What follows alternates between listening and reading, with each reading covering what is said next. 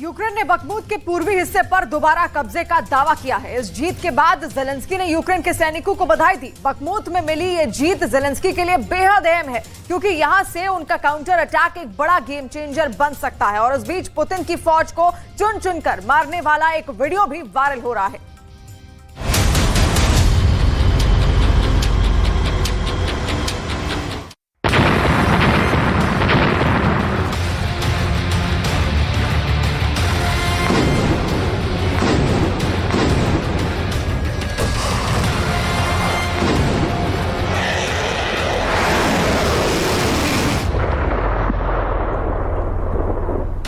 Ukraine का Bakhmut इस वक्त सबसे बड़ा वॉर जोन बना हुआ है।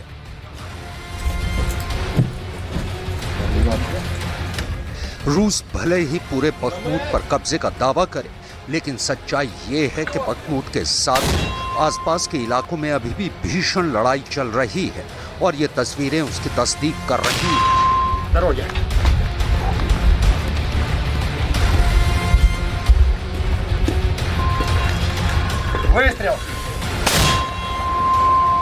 इस वीडियो की एक एक डिटेल देंगे आपको, ये भी बताएंगे कि इसे किसने जारी किया है।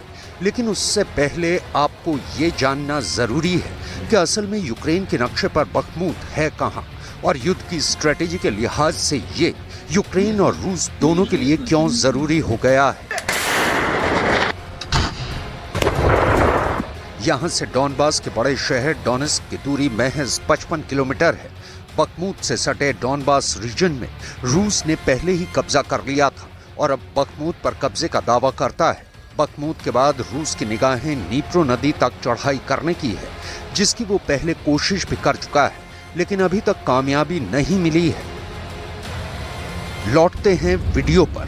इस वीडियो को जेलेंस्की की सेना ने जारी किया है और ये लड़ाई बखमुत के बेहद करीब डोनेत्स्क में चल रही है। वीडियो की एक एक फ्रेम को गौर से देखिए। सबसे पहले यूक्रेन का एक सैनिक दूसरे सैनिक को वायरलेस से एक संदेश भेजता है। संदेश मिलते ही फ्रंटलाइन पर तैनात जवान एक्टिव हो जाते हैं। वहां मौजूद एक सैनिक ड्रोन कैमरा सेट करने लगता है, जबकि दो सैनिक 110 mm की मोर्टार निरीक्षण करने मैदान में उतर जाते हैं। ये मोर्टार बहुत ही खतरनाक मानी जाती है। इसका गोला किसी बड़ी तोप की ताकत रखता है। अब फ्रंट लाइन पर तैनात चौथा सैनिक मिसाइल तैयार करने लगता है। देखिए कैसे सैनिक मिसाइल को तैयार कर रहा है,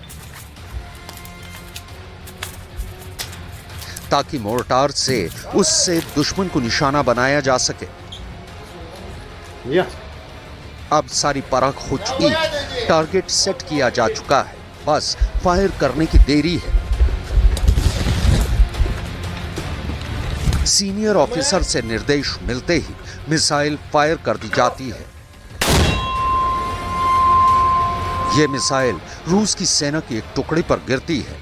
जिस जगह पर मिसाइल गिरी वहां पर एक सैनिक तुरंत हलाक हो गया, जबकि बाकियों के बीच भगदड़ मच गई। रूस के सैनिकों को समझ नहीं आ रहा कि वो क्या करें। देखिए फिर कैसे क्या हुआ। निशाना सेट किया, हमला हुआ और फिर बड़े धमाके के बीच एक सैनिक की मौत हो गई। Тобто ми просуваємось по флангам. Мені складно там коментувати ситуацію взагалі, там, знаєш, з контрнаступом, ситуацію там, яка є там, наприклад, у інших підрозділах, як вони просуваються. За себе можу сказати і за мій підрозділ відповісти, що ми просуваємось, виконуємо бойові завдання, поставлені нами вищим командуванням. Тому все потихеньку, все. यूक्रेन के सैनिकों को रूस से कड़ी टक्कर मिल रही है। रूस के सैनिक भी डोनेत्स्क रीजन में ही यूक्रेन पर जबरदस्त हमला बोल रहे हैं। रूस की सेना की तरफ से जारी किए गए इस वीडियो को देखिए। रूस ने यूक्रेन के टैंकों को चुन चुन कर निशाना बनाया। रूस के रक्षा मंत्रालय की तरफ से ये दावा किया गया है कि इस हमले में यूक्रेन को बहुत नुकसान पहुंचा है। Противник начал крупномасштабное наступление на 5 участках фронта на южнодонецком направлении, введением в бой 23-й и 31-й механизированных бригад из состава стратегических резервов Вооруженных сил Украины при поддержке других воинских частей и подразделений. Всего было задействовано 6 механизированных и 2 танковых батальона противника. Целью противника являлась прорыв нашей обороны на наиболее уязвимом, по его мнению, участке фронта. Своих задач противник не добился. रूस और यूक्रेन की तरफ से जारी वीडियो से ये साफ है कि बखमुत के आसपास अभी भी भीषण युद्ध चल रहा है। दावे भले दोनों कुछ भी करें, यूक्रेन की उपरक्षा मंत्री ने दावा किया है कि यूक्रेन का ऑपरेशन बखमुत कामयाब रहा और अब बखमुत के दक्षिण पश्चिम का हिस्सा यूक्रेन के कंट्रोल में है। साथ ही उन्होंने इस इलाके में 10,000 वैगनर लड़ाकों को मारने का भी दावा किया। Військові там готові до будь-якої зміни обстановки. І, власне, те, що у нас контролюється південно-західні околиці Бахмута, це якраз теж один із елементів готовності до зміни ситуації. Вони стали більш вразливими від інформації про контрнаступ. Дача оборони Бахмута була виконана, і станом на зараз вона виконана. Що це така за військова задача? Значить, вона мала декілька напрямків. Перше – це знищення ворога, і, власне, десятки тисяч вагнерівців там знищення. Якби їх там за цей час, за час оборони Бахмута не знищили, то можна собі уявити, що всі ці десятки тисяч рушили би вглиб української території. Їх там зупинили, знищили, вони вже більше нікуди не підуть. А зменшена наступальна... बखमुत और उसके आसपास के शहरों में जारी जंग में दोनों देशों को बड़ा नुकसान पहुंचा है। ब्रिटेन के रक्षा मंत्रालय ने बखमुत में रूस के नुकसान पर रिपोर्ट जारी की है। इसके मुताबिक बखमुत में हर 19 इंच यानी 48 सेंटीमीटर जमीन पर कब्जे के लिए रूस के एक सैनिक को जान देनी पड़ी। यूरोप के देशों के मुताबिक बखमुत में रूस के 20,000 सैनिकों की मौत हुई। इनमें से आधे वैगनर ग्रुप के लड़ाके थे।